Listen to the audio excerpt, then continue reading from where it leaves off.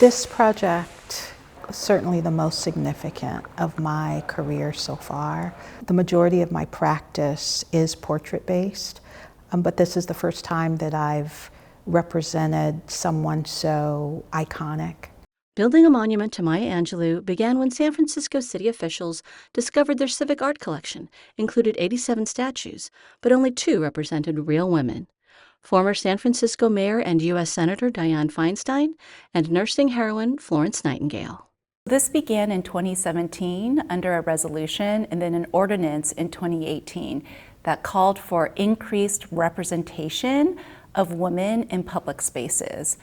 In October 2018, the Board of Supervisors approved the ordinance drafted by Supervisor Mark Farrell and introduced by Supervisor Catherine Stephanie. Item 26 is an ordinance to direct the Arts Commission to erect a work of art depicting Maya Angelou at the main library, to set city policy regarding the depiction of women on city property, and to create a Women's Recognition Public Art Fund. Angelou lived in San Francisco as a teenager, attending Washington High School and church at Glide Memorial. At 16 years old, she was the city's first black female streetcar conductor. The San Francisco Arts Commission began a nationwide search to find the right artist to capture the essence of the literary icon. The selection process for choosing public artists is very simple. It's a transparent, open process where you have panels that determine which artists should move forward.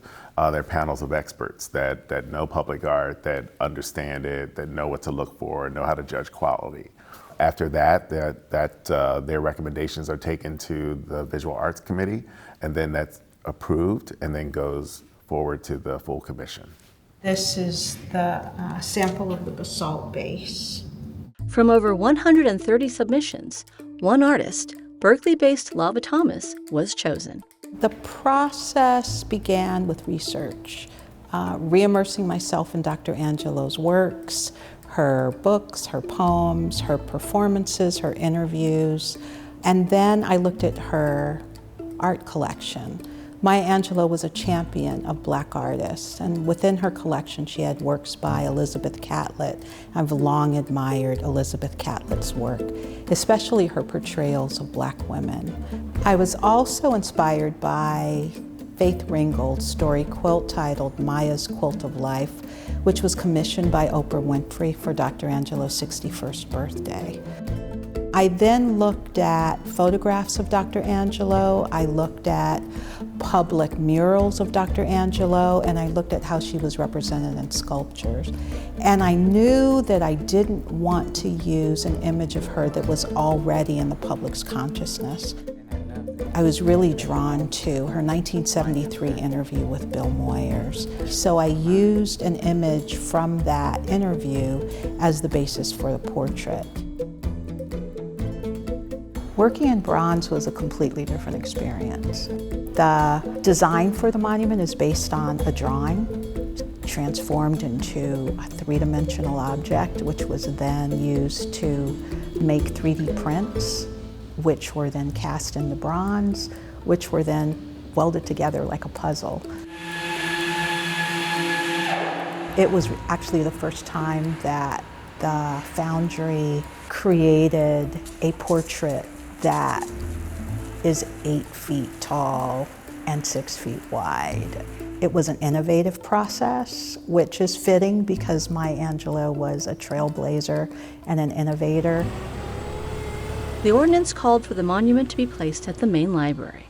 However, there was some discretion left up to the artists as they were designing their proposals to select certain sites that they thought were the most appropriate sites for the artwork. I chose the site instinctively. It was really organic the way that I made the decision. I walked back and forth in front of the library, and since we read from left to right, I decided to situate the monument just to the left of the opening. Also, the portrait has eyes that follow you, and so I wanted her eyes to follow you as you approach the library steps all the way until you enter the library. Well, I cannot think of a better place for this monument than here at our flagship main library in the Tenderloin neighborhood, where Maya Angelou really gave so much of her time and energy trying to improve quality of life for the residents here. She was a longtime member of the Glide Memorial Church. She was part of that congregation. Just look where we've come from. It is my pleasure to welcome you all to this monumental community celebration and unveiling of Dr. Maya Angelou's monument, Portrait of a Phenomenal Woman by Lava Thomas.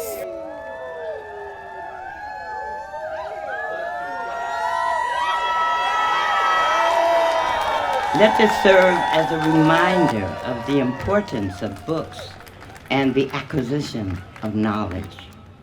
My dear Aunt Maya has always been in my life. I mean, always in my life, guiding and directing me towards my greatest expression as a woman, as an artist, as a teacher, and a mother.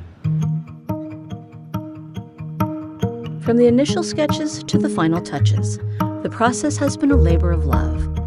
Each stage of the monument's creation has been infused with the spirit of Dr. Angelou's powerful words and her unwavering commitment to justice and equality.